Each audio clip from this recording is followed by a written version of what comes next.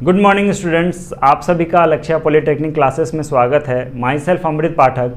और आज हम लोग स्टार्ट करेंगे हमारा बहुत ही important subject geotechnical engineering, जो कि आप लोगों को थर्ड सेमेस्टर सिविल इंजीनियरिंग के अंदर पढ़ना है। ठीक है, तो आज हम लोग इस वीडियो में इसका इंट्रोडक्शन पार्ट देखेंगे। इस सब्जेक्ट का इंट्रोडक्शन पार्ट देख रहे हैं हम, और इस वीडियो में सारे यूनिट्स जो इसके अंदर पढ़ने हैं, टोटल 6 यूनिट है इसके अंदर, और इन 6 यूनिट के बारे में हम लोग आज जानकारी लेंगे कि उन 6 यूनिट के अंदर क्या क्या टॉपिक्स है, उनके बारे में एक थोड़ा बहुत जानकारी लेना है इस वीडियो के अंदर। ठीक है, तो सबसे पहले बात करते हैं जियो टेक्निकल इंजीनियरिंग क्या है, आप लोग क्यों पढ़ रहे हैं सिविल में, और इसका आगे क्या काम आने वाला है। ठीक है, और उसके साथ साथ एक चीज़ बहुत इंपॉर्टेंट बात करना ये चाह रहे हैं कि जियो टेक्निकल इंजीनियरिंग में आप लोगों का सबसे ज़्यादा क्वेश्चन आ रहा है एग्जाम में। कोई भी कॉम्पिटिटिव एग्जाम देख लीजिए, उसमें जियो टेक्निकल इंजीनियरिंग से बहुत ज़्यादा क्वेश्चन आ रहे हैं। अगर आप कोई भी स्टेट का पेपर देने जा रहे हैं, ठीक है, Bihar JE, Jharkhand JE, Rajasthan JE, कोई भी स्टेट में आप जा रहे हैं, तो वहाँ से ये इसका यहाँ के से जियो टेक्निकल इंजीनियरिंग से बहुत ज़्यादा क्वेश्चन बन रहा है। ठीक है,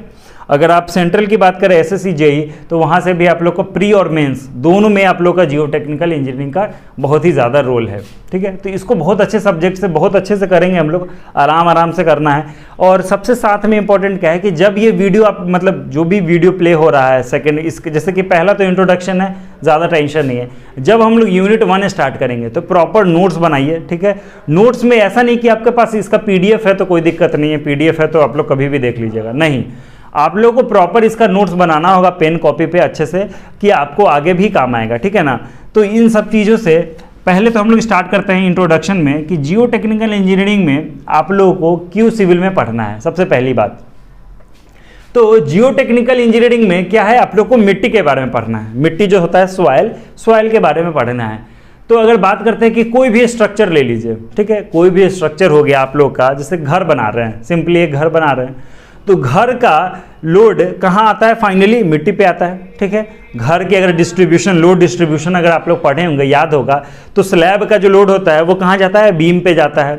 बीम का लोड, बीम अपना लोड किसको दे देता है, कॉलम को दे देता है। ठीक है, कॉलम अपना लोड किसको देता है, जाके फाउंडेशन को देता है, और फाउंडेशन फाइनली किसको दे देता है, सॉइल सबग्रेड, मतलब सॉइल को जाके मिट्टी को दे देता है।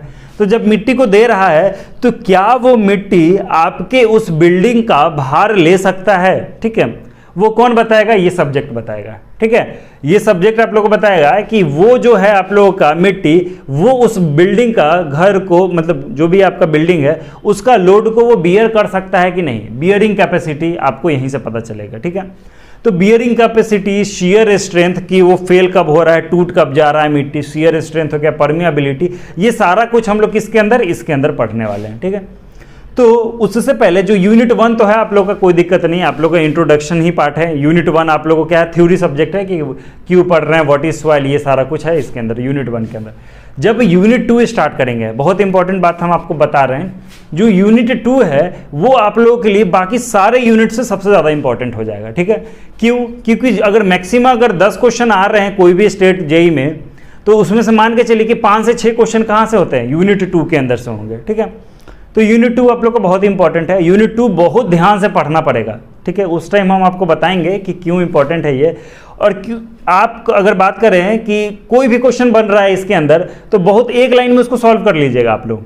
ठीक है ना, एक लाइन में आपको सॉल्यूशन आ जाएगा। कोई भी जियो टेक्निकल इंजीनियरिंग के अंदर कोई भी क्वेश्चन उठा रहे हैं, ठीक है, तो अगर एक लाइन में बन रहा है तो आप लोगों को क्या है कि ये तो बहुत आसान तरीके से नंबर दे दिया ना, ये तो बहुत आसान तरीके से नंबर दे रहा है, इसमें कोई कंफ्यूजन नहीं है, जो आंसर आ रहा है उसको टिक मारिए। ठीक है, तो इसमें क्या है, न्यूमेरिकली ज़्यादा क्वेश्चन बनते हैं। ठीक है, थ्योरी क्वेश्चन कम है, इसमें न्यूमेरिकल ज़्यादा क्वेश्चन बनेंगे। तो आप लोग को क्या करना है कि बहुत ध्यान से इसको वीडियो देखिए और नोट्स प्रॉपर बनाइएगा। ठीक है, तो बात करते हैं जियो टेक्निकल इंजीनियरिंग। तो सारा लोड किसको दे रहा है, सारा लोड जा रहा है मिट्टी को, सॉइल को जा रहा है। तो सॉइल को हमें क्या करना है कि पढ़ना है, तो उसको पहले होता है ना कि तोड़ के देखना पड़ेगा। ठीक है ना, तो अगर आप गए हैं, रोड पे गए हैं, क्या किए कि एक गिलास लेके आ गए मिट्टी, ठीक है, गए आप लोग, क्या किए, एक गिलास उठाएं और मिट्टी लेके आ गए, तो उस गिलास के अंदर क्या है, मिट्टी का सॉलिड पार्टिकल है। ठीक है, मिट्टी का क्या है, सॉलिड पार्टिकल है, और उस मिट्टी में कुछ खाली जगह होंगे, छेद होंगे, वॉइड्स कहते हैं उसको, जो छेद होते हैं उसको वॉइड कहते हैं। तो उन वॉइड्स के अंदर जो उनके छेद है, उनके अंदर क्या हो सकता है, या तो हवा होगा या तो क्या होगा, पानी होगा। ठीक है, अगर आप एकदम सूखा सॉइल उठा के लेके आ गए हैं, एकदम सूखा है, एकदम मिट्टी सूखा है, तो एक गिलास लेके आ गया है, तो उसमें क्या है, सॉलिड है और हवा है, दो ही चीज़ हो सकता है, पानी का तो कोई लेना देना नहीं क्योंकि सूखा सॉइल है। अगर आप लोग कीचड़ उठा के ले आए, एकदम कीचड़ है, मिट्टी में बिल्कुल कीचड़ है, तो उसमें क्या होगा कि मिट्टी का सॉलिड पार्टिकल होगा और पानी होगा, दो ही चीज़ होगा। ठीक है, और अगर नमी वाला सॉइल लेके आ गए, मतलब क्या है कि ना ज़्यादा कीचड़ है ना सूखा है, एक नमी है उसके अंदर, तो हवा और पानी दोनों होगा। ठीक है, तो हम एक एग्जाम्पल बता रहे हैं क्या, कि ये चीज़ को आपको ना तोड़ना पड़ेगा। ठीक है, तब जा करके जिस समय आप तोड़ना सीख गए ना, तब आपको जियो टेक्निकल इंजीनियरिंग में दिक्कत नहीं होगा। ठीक है, तो यूनिट 2 के अंदर हम लोग क्या करेंगे, सॉइल को तोड़ना सीखेंगे और उसका छोटा छोटा क्या होता है, फार्मूला बनेगा। ठीक है, उन फार्मूला को आपको क्या करना है, हर यूनिट में काम आएगा। ठीक है, तो उस समय जब हम लोग बताएंगे, उस टाइम आपको बहुत ध्यान से आप लोग को क्या करना होगा, क्लास करना होगा और नोट्स बहुत ढंग से बनाना होगा। तो स्टार्ट करते हैं पहले जियो टेक्निकल इंजीनियरिंग में कि सॉइल आखिर क्या होता है, मिट्टी के बारे में पढ़ना है हमें। तो व्हाट इज सॉइल? ठीक है, सॉइल, अगर सॉइल का इमेज है तो ये दिख रहा होगा आपको, ये है मिट्टी। ठीक है, इसको कहते हैं क्या, सॉइल। अगर इसको डिफाइन करने के लिए बोला जाए कि क्या होता है आखिर सॉइल, इसको डिफाइन कीजिए कि व्हाट इज सॉइल, तो अगर सिंपली कोई दिक्कत नहीं है। पहले क्या होता है कि the word soil is derived from the Latin word solium. ठीक है, सोलियम से ये बना हुआ है, जिसका ये मतलब होता है which means the upper layer of the अर्थ, मतलब जो आपका धरती है उसका सबसे ऊपरी लेयर को क्या कहते हैं, हम क्या कहते हैं, सॉइल कहते हैं। सबसे ऊपरी लेयर को क्या कहते हैं, सॉइल कहते हैं। चलिए ठीक है, upper layer of the earth that specifically the loose surface material of earth in which plant grow. ठीक है, एक ऐसा लेयर जिसपे हम लोग क्या करते हैं, पौधे को उगाते हैं, पेड़ को उगाते हैं। ठीक है, उसको क्या कहते हैं, सॉइल कहते हैं। चलिए अच्छी बात है। अब क्या बात कर रहा है नेक्स्ट पैराग्राफ में, the top soil contain a large quantity of organic matter. ठीक है, जो सबसे ऊपरी सतह होता है उसमें सबसे ज्यादा ऑर्गेनिक मैटर होता है। मतलब क्या हो गया कि हम लोग कोई भी अगर जैसे कि धूप, बारिश, बरसात, सब तो ऊपरी लेयर को ही पड़ रहा है। ठीक है, तो उसमें क्या हो जाता है, इस वजह से ऑर्गेनिक मैटर ज्यादा होता है और and is not suitable as a construction material. तो हम लोग जब ऑर्गेनिक मैटर ज़्यादा है तो हाईली रिएक्टिव होता है वो सॉइल, और उसके ऊपर आप डायरेक्ट घर नहीं बना सकते हैं। ठीक है, वो क्या है, लूज सरफेस है। क्या है आपका, लूज सरफेस है, ये आपका जो पहला लेयर है, द लूज सरफेस है ये, तो उस पर आप डायरेक्ट घर तो नहीं बना दीजिएगा। तो क्यों नहीं बना सकते हैं, क्यों, क्योंकि उसमें क्या है कि बियरिंग कैपेसिटी नहीं है, वो आपको झेल नहीं पाएगा लोड को, तुरंत फेल हो जाएगा। तो क्या करते हैं अब, and is not suitable construction material और as a foundation for structure. कोई भी घर का फाउंडेशन आप डायरेक्ट ऊपरी लेयर पे नहीं बना सकते हैं। The top soil is remove from the earth surface before the construction of the structure. मतलब कोई भी घर, बिल्डिंग, ब्रिज जो भी आप बना रहे हैं, उसको बनाने से पहले आपको टॉप लेयर को हटाना पड़ेगा। ठीक है, एक टॉप लेयर को हटा के उसके बाद आप लोग क्या करेंगे, आगे काम स्टार्ट कर सकते हैं। तो टॉप लेयर को आपको हटाना ही पड़ेगा, उसके बाद फाउंडेशन हम लोग देते हैं। ठीक है, the term soil in the soil engineering is defined as an unconsolidated material composed of a solid particle। ठीक है, मतलब एक ऐसा लेयर जिसको हम लोग क्या किए, अनकंसोलिडेट। कंसोलिडेट का मतलब क्या हो जाता है कि बिना उसको कंप्रेस किए। ठीक है, एक ऐसा लेयर जिसको भी हम दबाए हुए नहीं है, एकदम बिल्कुल फ्रीली है मटेरियल, कंपोज्ड ऑफ सॉलिड। अब बना किस चीज से है, छोटा छोटा सॉलिड पार्टिकल से। ठीक है, उसको जब तोड़िएगा तो क्या है, छोटा छोटा पार्टिकल है, ये सारा क्या है, सॉलिड पार्टिकल है। ठीक है, solid particle produced by the disintegration of the rock. और ये जो बना है वो क्या चीज से बना हुआ है कि कोई पत्थर है, उसका छोटा छोटा पार्ट डिसइंटीग्रेट हो गया, टूटना। ठीक है, डिसइंटीग्रेशन का मतलब होता है टूट जाना। तो एक पत्थर का टूटा हुआ पार्ट है, ये क्या है, सॉइल। चलिए ठीक है, rock the wide space between the particle. अब इस मिट्टी के अंदर क्या है कि कुछ खाली जगह है, वॉइड्स हैं, बिल्कुल पत्थर तो नहीं है, सॉलिड तो नहीं है, कुछ खाली जगह है। Space between the particle may contain air, water और बोथ। अब इन खाली जगह में या तो हवा होगा, पानी होगा, या तो दोनों होगा। ठीक है, अगर सिर्फ हवा है तो सूखा सॉइल है। ठीक है, सिर्फ पानी है तो कीचड़ ही है, सैचुरेटेड उसको नाम देते हैं। ठीक है, आगे हम लोग देखेंगे क्या होता है सैचुरेटेड सॉइल। और अगर दोनों है तो आप लोग क्या कहते हैं कि एक नमी है उसके अंदर, मिट्टी के अंदर, वो हो गया आपका सॉइल। तो ये चीज़ तो हो गया क्या, डिफिनीशन सॉइल का। तो एक आपको ओवरव्यू मिल रहा है। तो अब हम लोग क्या करेंगे कि सॉइल के बारे में तो आपको पता चला है कि क्या है ये सॉइल, तो इसका आप लोगों को सिविल में क्या काम है, ठीक है। आपको इसका सिविल में ये काम है कि अगर इस मिट्टी के ऊपर आप लोग कोई स्ट्रक्चर का फाउंडेशन बना रहे हैं, ठीक है, कोई रोड इसके ऊपर बना रहे हैं, ठीक है, उसके बाद इसके ऊपर ब्रिज बना रहे हैं, तो क्या ये मिट्टी आपका उस घर का लोड को सह पाएगा, कोई फेल ना कर जाए। तो ये सब चीज़ से पहले एक होता है ना कि सेटलमेंट ना हो जाए। जैसे कि आप लोग घर बना दिए और पता चला कि आप लोगों में क्या है कि उसके अंदर बहुत सारे खाली जगह पहले से बचे हुए, तो खाली जगह अगर बचे हुए तो क्या होगा कि लोड पड़ेगा तो वो क्या होगा, दब जाएगा। तो जैसे दबेगा आपका स्ट्रक्चर ही फेल कर गया। तो उससे पहले हम लोग क्या करते हैं, प्रॉपर कॉम्पैक्शन कर लेते हैं, मतलब बढ़िया से कॉम्पैक्ट कर लेते हैं, और उसके बाद क्या करते हैं हम लोग, इसके बारे में जानकारी के लिए इसके मिट्टी को सैंपल लेके जाते हैं, लैब में टेस्ट करते हैं कि आखिर उस मिट्टी में कौन सा मिनरल ज़्यादा है, ठीक है। अब इसको क्या करते हैं कि जब हम लोग लैब टेस्ट करते हैं तो उससे हम लोग क्या करते हैं, इसका पूरा चार्ट बन जाता है, ठीक है। चार्ट बनता है कि भाई हर इसका प्रॉपर्टी में क्या है, वॉइड रेशियो क्या है इसका, ठीक है, इसका पोरोसिटी क्या है, वाटर कंटेंट क्या है, सारा कुछ हम लोग इसका निकालते हैं। वो सारा कुछ हम लोग देखेंगे अच्छे से ध्यान से, ठीक है, समझेंगे।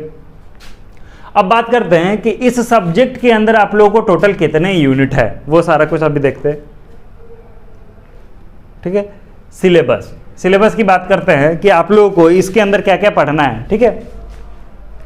सिलेबस में देखिए यूनिट 1 के अंदर है क्या, आपका overview of Jio technical engineering, मतलब जियो टेक्निकल इंजीनियरिंग के अंदर का जो टोटल ओवरव्यू कि आप लोगों को वही चीज़ है कि सॉइल क्या होता है, क्यों पढ़ना है सिविल में, और इसके एग्जाम्पल बताइए, ये सारा कुछ है आप लोग का यूनिट 1 के अंदर। यूनिट 2 में क्या, physical and index property of soil, बहुत ही इंपॉर्टेंट टॉपिक, मतलब यूनिट 2 आप लोग के लिए इन सारे यूनिट से सबसे ज़्यादा इंपॉर्टेंट है, ठीक है। यूनिट 3 में आपका क्या पढ़ना है, परमिएबिलिटी ऑफ सॉइल, कि सॉइल के अंदर कितना वॉइड से और वो कितना परमिएबल है, पानी अगर रख रहे हैं तो कितना जल्दी वो पास कर जा रहा है पानी, ठीक है। तो परमिएबिलिटी, फिर शियर स्ट्रेंथ ऑफ सॉइल, जो सॉइल है, एक सॉइल दूसरा सॉइल का ब्लॉक है, वो दोनों फेल कर गया, मतलब टूट जाना, तो टूटने से पहले जो स्ट्रेंथ होता है वो क्या होता है, इसका शियर स्ट्रेंथ होता है, ठीक है। उसके बाद क्या है, बियरिंग कैपेसिटी, वो कितना लोड को ले सकता है, बियरिंग कैपेसिटी। और छठा है आपका compaction and stabilization of soil, कि कैसे हम इसको कॉम्पैक्ट करें, कैसे इसका हम स्ट्रेंथ बढ़ाएं। तो ये सारा कुछ सिलेबस है। अब बात करते हैं यूनिट 1 के अंदर क्या पढ़ना है, ठीक है। अब देखिए यूनिट 1 के अंदर आप लोग overview of Jio technical engineering, इसके अंदर आप लोग को टोटल 3 टॉपिक्स हैं। पहले बात करते हैं डिफिनीशन ऑफ सॉइल, जो कि आप लोग को थोड़ा बहुत जानकारी मिल गया कि क्या होता है डिफिनीशन ऑफ सॉइल। फिर क्या है, importance of soil in civil engineering as a construction material, ठीक है, कि सॉइल का क्या काम है सिविल इंजीनियरिंग के अंदर। और साथ साथ में क्या है, field application of the Jio technical engineering for foundation design, pavement design, design of earth retaining structure, design of earth dam, brief idea only, ठीक है। ये आप लोग का सिलेबस है। मतलब क्या कह रहा है कि आप लोग जो जियो टेक्निकल पढ़ रहे हैं तो फाउंडेशन में इसका क्या काम है, तो भाई फाउंडेशन में तो सीधा सीधा काम है कि फाउंडेशन का सारा लोड क्या दे रहा है, सॉइल को दे रहा है, मिट्टी को दे रहा है। तो हमें अच्छे से जानकारी लेना होगा कि फाउंडेशन डिजाइन के लिए हमारा सॉइल क्यों काम में आता है। फिर आता है पेवमेंट डिजाइन, कि रोड पे गाड़ी चल रही है तो गाड़ी अपना लोड किसको दे दिया, रोड को दे दिया, रोड किसको दे दिया, सीधे मिट्टी को दे दिया। तो वहां भी आपको कहाँ पर जियो टेक्निकल इंजीनियरिंग का जरूरत पड़ जा रहा है, ठीक है। उसके बाद क्या करता है, design of earth retaining structure, retaining wall बनता है, ठीक है। रिटेनिंग वॉल मतलब ये हो गया कि कोई अगर आप पहाड़ है उसको काट करके आप लोग को रोड बनाना है, तो जैसे आप काटिएगा तो क्या हो जाता है कि यहाँ का सॉइल क्या करता है कि ढह जाने का उसको मतलब होगा ना, कि अगर आप काट दे रहे तो ढह जाएगा, वो स्टेबल नहीं है, अनस्टेबल कर दिया आप। तो वहाँ पे हम लोग क्या करते हैं, एक दीवार बनाते हैं, उसको क्या कहते हैं, रिटेनिंग वॉल। तो उस रिटेनिंग वॉल को डायरेक्ट कनेक्शन किसके है, सॉइल। तो सॉइल कितना प्रेशर लगा रहा है दीवार को, आप कितना दीवार का चौड़ाई रखिएगा, कितना उसको स्ट्रेंथ देना है, तो वो तो आपको पहले से पता होना चाहिए, वो कितना फोर्स दे रहा है। तो वो सारा कुछ इस सब्जेक्ट के अंदर देखना होगा। फिर क्या है, डिज़ाइन ऑफ अर्थ डैम, जो कि आप डैम बना रहे हैं, ठीक है ना, बांध बनाए, तो वो डैम क्या करता है कि वो जो डैम है वो उसका फाउंडेशन कहाँ जा रहा है, मिट्टी के अंदर। तो उसके लिए भी आप लोगों का क्या पढ़ना पड़ेगा, जियो टेक्निकल इंजीनियरिंग के अंदर पढ़ना पड़ेगा। तो यही चीज़ कह रहा है कि आखिर क्यों है ये सब का काम, क्यों है जियो टेक्निकल के अंदर, ठीक है। तो वो सारा कुछ कोरिलेट करेंगे जब हम लोग यूनिट 1 स्टार्ट करेंगे, ठीक है। बात करते हैं यूनिट 2, बहुत ही इंपॉर्टेंट है यूनिट 2। यूनिट 2 के अंदर क्या करना है, physical and index property of soil, ये चीज़ पढ़ना है। इसके अंदर आप लोग को ये सारे टॉपिक्स पढ़ने हैं। अब हम लोग थोड़ा बहुत जल्दी फटाफट देखते हैं क्या है। एक पहला टॉपिक हमारा पहला है सॉइल, पहला आपका soil as a 3 phase system. ठीक है, पहला है कि soil as a 3 phase system, यही होता है 3 फेज सिस्टम। ठीक है, तो ये जो है 3 फेज कि कोई भी अगर आप एक गिलास जाके मिट्टी लेके आए हैं तो उसके अंदर क्या है, सॉलिड भी है और खाली जगह में क्या होगा, वाटर होगा और एयर होगा। ठीक है, दो ही चीज़ होगा। तो ये जो दोनों खाली जगह होता है इसको क्या कहते हैं, इसको कहते हैं वॉइड्स, वॉल्यूम वीवी कहते हैं। ठीक है, वॉल्यूम ऑफ वॉइड, मतलब खाली जगह में ये क्या है, दोनों वॉल्यूम है, क्या, वॉल्यूम ऑफ वाटर और वॉल्यूम ऑफ एयर। ठीक है, यही दोनों हो सकता है। और ये क्या है, वॉल्यूम ऑफ सॉलिड। ठीक है, और उसका वेट भी होता है, वेट एक तरफ वेट लिखते हैं एक तरफ वॉल्यूम लिखते हैं। ये सारा कुछ हम लोग क्या करेंगे, जब 3 फेज स्टार्ट करेंगे उसमें हम लोग ये चीज़ देखेंगे। ठीक है, 3 फेज सिस्टम हो गया। अब इसी के हेल्प से हम लोग क्या निकालेंगे, वाटर कंटेंट। ठीक है, 3 फेज सिस्टम आप लोग के लिए इंपॉर्टेंट इसलिए हो जाता है कि इसी के हेल्प से हम लोग क्या करेंगे, सारा कुछ निकालेंगे, पैरामीटर वाटर कंटेंट की, उस मिट्टी में कितना पानी है। ठीक है, वो चीज़ निकालेंगे। अब वाटर कंटेंट निकालने के लिए एक आप लोग को तरीका भी पढ़ना है, क्या, determination of water content bye oven drawing method. ठीक है, अगर फटाफट बात करते हैं क्या कि किसी आपको एक मिट्टी दे दिया गया है, अगर बोला गया है कि इसके अंदर आप लोग बताइए कि वाटर कंटेंट कितना है, पानी कितना है, तो वाटर कंटेंट का फॉर्मूला क्या होता है, weight of water divided by weight of solid. मतलब क्या बोल रहे हैं हम लोग, एक जल्दी देखते हैं, weight of water upon weight of solid. ठीक है, इसको हम अच्छे से पढ़ेंगे। तो अगर बात करते हैं कि ओवन ड्राई मेथड, एक मिट्टी का सैंपल दे दिया गया, उसको आप तौल लीजिए। ठीक है, उसको तौले हैं, उसका क्या आ गया, W1 वेट आ गया। ठीक है, उसके बाद उसको गर्म कर दीजिए ओवन में जा करके, 24 घंटे के लिए उसको पूरा गर्म करके फिर बाहर निकालिए, फिर से उसको तौल लीजिए, तो उसका वेट आ गया W2। ठीक है, तो मतलब W1 का वेट में क्या है, आपका मिट्टी है और मिट्टी के अंदर जो पानी है उसका वेट, दोनों का वेट है। जब आप सुखाने के बाद W2 किए हैं, मतलब सिर्फ सॉलिड है उसके अंदर। ठीक है, तो अगर बात करें कि वाटर कंटेंट उसका क्या हो जाएगा, तो W1 minus W2 divided by W2 into 100 करना होता है परसेंटेज के लिए। मतलब क्या हो गया कि W1 में से अगर W2 घटा रहे हैं, मतलब इसके अंदर क्या है, वेट ऑफ वाटर भी है और प्लस वेट ऑफ सॉलिड भी है, और W2 क्या है, वेट ऑफ सॉलिड है सिर्फ। ठीक है, तो इन दोनों को अगर आप लोग हटा दीजिएगा तो वेट ऑफ वाटर पता चल जाएगा, ऊपर आ गया वेट ऑफ वाटर और नीचे W2 मतलब वेट ऑफ सॉलिड। ठीक है, तो ये सारा कुछ हम लोग देखेंगे। अभी तो आप लोग को टेंशन नहीं लेना है, आप लोग को एक एक टॉपिक हम लोग ध्यान से देखेंगे। तो ये सारा कुछ क्या होगा, वाटर कंटेंट एक पैरामीटर हो गया। ये सारा कुछ क्या है, इस सब्जेक्ट का हथियार है, समझ रहे हैं ना, इस सब्जेक्ट का पूरा हथियार है। अगर आप वाइड रेशियो, पोरोसिटी, इन सब के बारे में नहीं जानकारी लीजिएगा तो आगे आपको कोई सब्जेक्ट कोरिलेट नहीं कर पाइएगा, समझ ही नहीं आएगा, तो कोई भी टॉपिक नहीं समझ में आएगा। तो हम लोग क्या करेंगे कि ये छोटा छोटा टर्म के बारे में बहुत अच्छे से जानकारी लेंगे कि आखिर ये वॉइड रेशियो क्या होता है, पोरोसिटी क्या होता है, डिग्री ऑफ सैचुरेशन क्या होता है, कि कितना पानी डाल रहे हैं, कितना डिग्री ऑफ सैचुरेशन है। ठीक है, unit weight of the soil मास। ठीक है, सॉइल मास का यूनिट वेट सब क्या है, यूनिट वेट क्या होता है, वेट बाई वॉल्यूम, ये सारा कुछ हम लोग निकालेंगे। Determination of bulk unit weight. ठीक है ना, बल्क मतलब टोटल यूनिट के, मतलब टोटल सॉइल के बारे में, सूखा सॉइल नहीं है, पूरा बल्क के बारे में बात करें तो bulk unit weight, dry unit weight, core cutter method से हम लोग ये सब चीज़ फाइंड आउट करेंगे। फिर क्या है, स्पेसिफिक ग्रेविटी। स्पेसिफिक ग्रेविटी क्या होता है, कोई भी चीज़ का, कि कोई भी चीज़ का अगर बाय द वे आपको क्या करना है, स्पेसिफिक ग्रेविटी बताना है किसी भी मिट्टी का। ठीक है, तो मिट्टी का स्पेसिफिक ग्रेविटी उसका density divided by density of कोई स्टैंडर्ड फ्लूइड, ये होता है फार्मूला। वो चीज़ हम लोग देखेंगे स्पेसिफिक ग्रेविटी क्या होता है। फिर उसको कैसे डिटरमाइन करते हैं, पिग्नोमीटर मेथड से। ठीक है, उसको कैसे निकालते हैं, वो सारा कुछ। Consistency of soil. Consistency of soil आप लोग के लिए क्या हो जाता है, इंपॉर्टेंट है। क्यों? क्योंकि इसमें लिक्विड लिमिट, प्लास्टिक लिमिट और श्रिंकेज लिमिट और प्लास्टिसिटी इंडेक्स, इससे बहुत क्वेश्चन बनेगा। ठीक है, इससे बहुत ज़्यादा क्वेश्चन बनता है और ये चीज़ हम लोग देखेंगे कैसे इसका क्वेश्चन आता है। फिर क्या है, determination of liquid limit, plastic limit and shrinkage limit as per IS code. ये सारा कुछ हम लोग डिफाइन करेंगे कि कैसे हम लोग फाइंड आउट करते हैं। ठीक है, अब बात करते हैं क्या, नेक्स्ट है क्या कि एज पर, नेक्स्ट टॉपिक है पार्टिकल साइज डिस्ट्रीब्यूशन है, कि अब मिट्टी है तो मिट्टी भी अलग अलग साइज का होगा। ठीक है, तो अलग अलग साइज का होगा कि एक बड़ा रॉक है, रॉक से टूट करके ग्रेवल बनता है। ठीक है ना, ग्रेवल, ग्रेवल से टूट करके क्या बना, सैंड, सैंड से टूट करके क्या बना, सिल्ट, सिल्ट से क्ले। तो ये सारा कुछ हम लोग क्या करेंगे, अच्छे से पढ़ेंगे कि उन सब का साइज़ का रेंज क्या डिस्ट्रीब्यूट किया गया है, कहाँ से कहाँ तक अगर ये रहेगा साइज, तो हम लोग क्या करेंगे, बताएंगे टाइप ऑफ सॉइल। तो ये सारा कुछ क्या करेगा, आप लोग को इस टॉपिक के अंदर ही सारा कुछ पढ़ लेना। अब साइज़ के बारे में पढ़ लीजिएगा, तो उसके बाद इफेक्टिव डायमीटर, ये सारा कुछ हम लोग यूनिट 2 के अंदर पढ़ेंगे। तो ये बहुत ज़्यादा इंपॉर्टेंट है, आप लोग को बार बार बताया जा रहा है कि यूनिट 2 पे आप लोग बहुत ध्यान से फोकस रखिएगा, ठीक है। अब बात करते हैं क्या, परमिएबिलिटी ऑफ सॉइल, ठीक है। परमिएबिलिटी कितना है, अगर पानी डाल रहे हैं तो वो कैसे पास हो जा रहा है, ठीक है ना, परमिएबिलिटी कितना है, तो वो सारा कुछ हम लोग यूनिट 3 में देखेंगे। डिफिनीशन ऑफ परमिएबिलिटी, कि इसका डिफिनीशन क्या है परमिएबिलिटी का। नेक्स्ट क्या है, डार्सी लॉ ऑफ परमिएबिलिटी, ठीक है, कि एक लॉ होता है डार्सी लॉ, तो उसके बेस्ड पे बहुत सारा फार्मूला है डार्सी लॉ में, डार्सी लॉ ऑफ परमिएबिलिटी में वो सारा कुछ देखेंगे। कोफिशिएंट ऑफ परमिएबिलिटी के होता है, उसके बारे में हम लोग जानकारी लेंगे। Typical values of coefficient of permeability for different soil, अलग अलग सॉइल के लिए अलग अलग परमिएबिलिटी होता है। अगर यही सॉइल बहुत छोटा छोटा पार्टिकल से बना हुआ रहता तो उसका परमिएबिलिटी अलग होता, बड़े बड़े सॉइल पार्टिकल से बना हुआ है तो उसका परमिएबिलिटी अलग होगा। तो वो सारा चीज़ कैलकुलेट हम लोग यहाँ से करेंगे, ठीक है।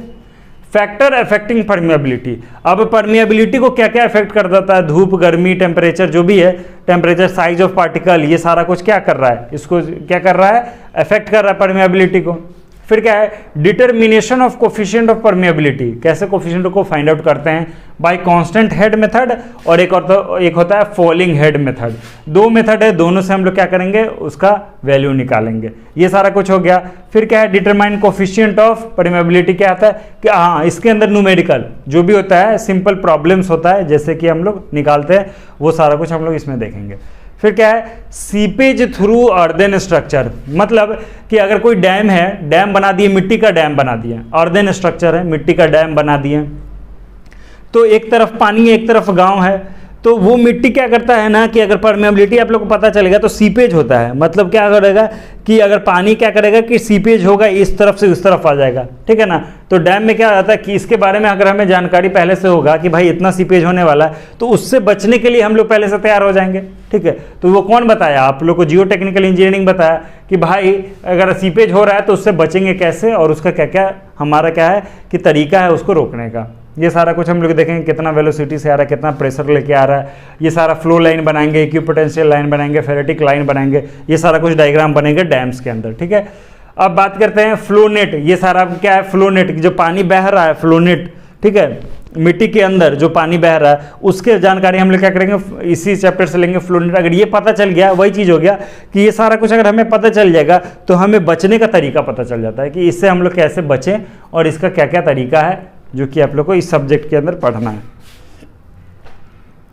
जो आपका यूनिट 4 है, शियर स्ट्रेंथ ऑफ सॉइल, ठीक है, कि सॉइल में आपस में कितना स्ट्रेंथ है, इसके पार्टिकल, एक पार्टिकल दूसरे पार्टिकल से कितना अटैच है, इंटरमोलिकुलर फोर्स कितना है, वो सारा कुछ हम लोग किससे फाइंड आउट करेंगे इस चैप्टर के अंदर, कि ये जो है कि आपका फेल ना हो जाए, टेंशन है, ये कंप्रेशन में स्ट्रेस लग रहा है, ये शियर स्ट्रेस लग रहा है, कि आपस में फेल ना हो जाए, वो सारा कुछ हम लोग शियर स्ट्रेंथ के अंदर पढ़ेंगे, ठीक है। The shear failure of soil, पहले तो हम लोग क्या करेंगे, लैब टेस्ट करते हैं, क्या करते हैं कि मिट्टी के अंदर अनडिस्टर्ब सॉइल निकालते हैं, मतलब गड्ढा किए और उसको बिना हिलाए डोलाए, सॉइल को पता नहीं चल रहा है कि मेरे साथ क्या हो रहा है कि आप उसको निकाल के लेके जा रहे हैं, मतलब क्यों नहीं उसको डिस्टर्ब कर रहे हैं, क्योंकि अगर आप उसको डिस्टर्ब किए, उसका वॉइड रेशियो चेंज हो गया, मतलब उसके अंदर जो खाली जगह है वो हिल गया, तो आपस में एडजस्ट हो गया, तो उसको बिना हिलाया डोला ला करके लैब में टेस्ट करते हैं, ठीक है। उसके बाद उसको फेल करा के चेक करते हैं कि भाई कब तक ये झेल रहा है, कितना पे, ट्राई एक्सियल मेथड होता है, उसके अंदर हम लोग ये सब चीज़ देखेंगे। तो shear failure of soil, field situation of shear failure, concept of shear strength of the soil, इसका कॉन्सेप्ट वगैरह जानकारी लेंगे। फिर क्या है, component of shearing resistance of soil, cohesion, internal friction, ये सारा कुछ किसके अंदर देखेंगे, इस सब्जेक्ट के अंदर देखेंगे कि कितना इंटरनल इसका फ्रिक्शन है, ठीक है, आपस में कितना फ्रिक्शन है, वो कितना दोनों जोड़ के रखा हुआ है, ये सारा कुछ।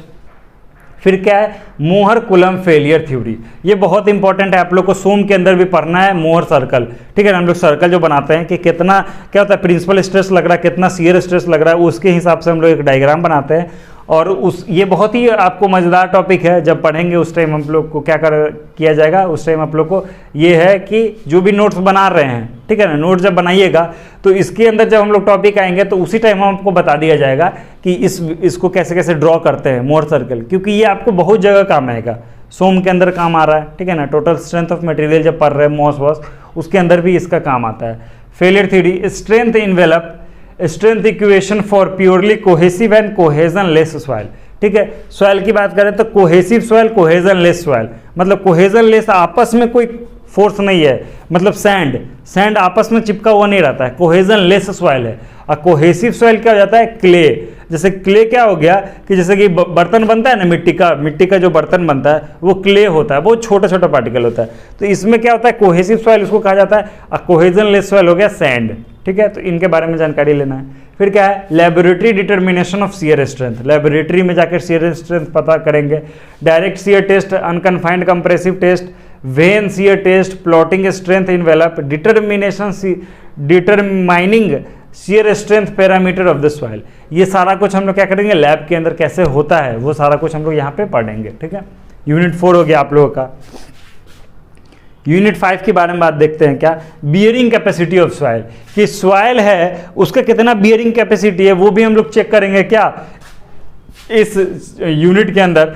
कंसेप्ट ऑफ बियरिंग कैपेसिटी, क्या होता है सॉइल का बियरिंग कैपेसिटी। फिर क्या है, ultimate bearing capacity, safe bearing capacity and allowable bearing capacity, मतलब उस मिट्टी के बारे में हमें सारा कुछ पता रहता है कि भाई उसका सेफ क्या है, अलाउबल कितना है, ये सारा कुछ हम लोग क्या से पता करेंगे, यूनिट 5 के अंदर पढ़ेंगे। फिर क्या है, तरजागी एनालिसिस एंड अजम्पशंस, ये सारा कुछ हम लोग है, ये भी बहुत इंपॉर्टेंट है, ये आ जाता है आपको question. Effect of water table on bearing capacity, मतलब अगर घर बना रहे हैं तो उस घर के नीचे सबसे नीचे जो था वाटर लेवल, पानी बह रहा होगा धरती के नीचे, जहाँ पे आप लोग पाइप लगा के पानी खींचते हैं मोटर में, तो वाटर टेबल तक लेके जाते हैं, तो वाटर टेबल कैसे इफेक्ट करता है बियरिंग कैपेसिटी को, वो सारा कुछ देखेंगे।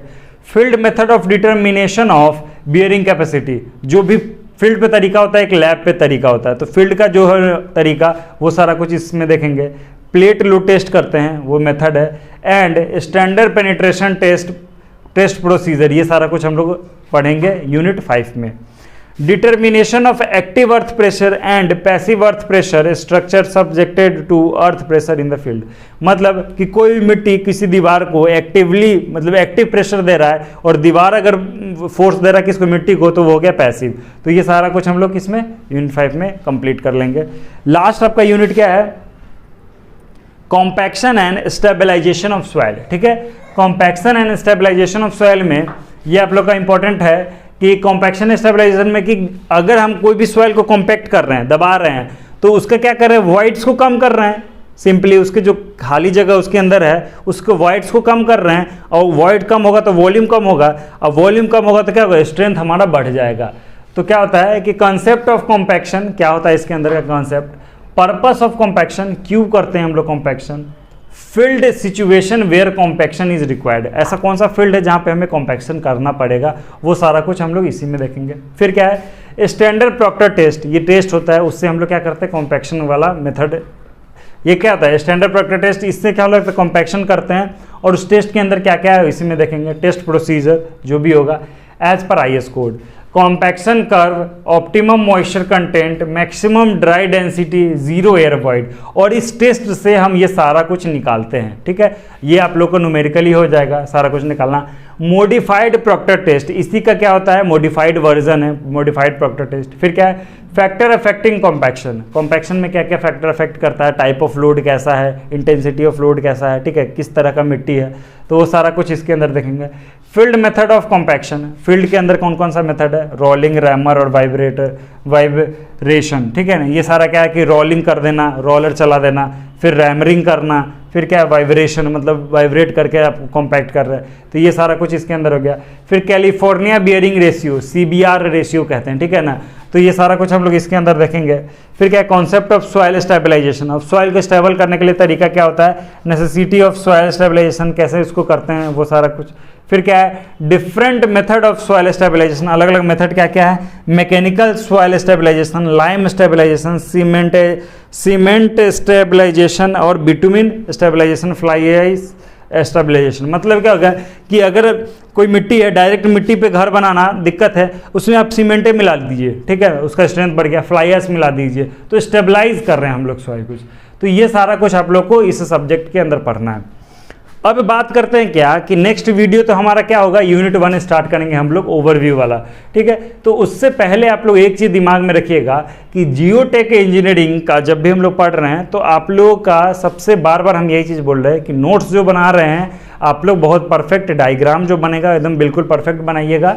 और छोटे छोटे चीज़ जैसे कि जब आप फील करिएगा ना सॉइल को, तब ये सब्जेक्ट क्या हो जाएगा, आसान हो जाएगा। इसको इमेजिन करना पड़ेगा आपको कि कैसे हम इस सब चीज़ को अलग कर करके देख रहे हैं, ठीक है ना। तो वो चीज़ हम आपको विजुअलाइज करा देंगे, चिंता नहीं करना है, आप लोगों को अच्छे से पढ़िएगा, ठीक है।